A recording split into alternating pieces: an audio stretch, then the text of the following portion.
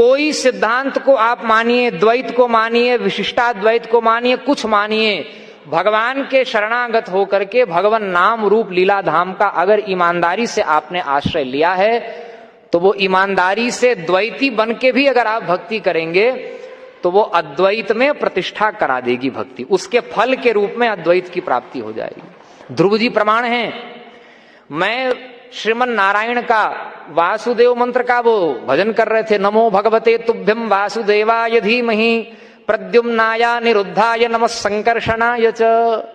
चतुर्व्यूहात्मक नारायण का ध्यान करते हुए और उसके बाद श्रीमन नारायण के चतुर्भुज शंख चक्र गदा पद्मधारी भगवान का ध्यान ध्रुव जी कर रहे हैं।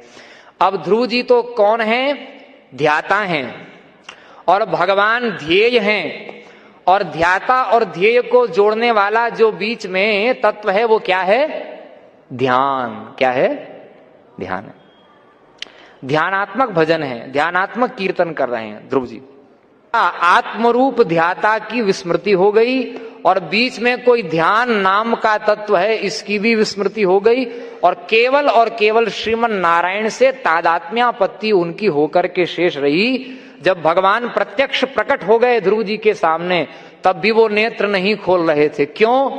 क्योंकि अब तो आत्मरूप हो गए, अब ध्येय भगवान मात्र शेष रहे। अब ध्याता और ध्यान दोनों ध्येय में विलीन हो गए।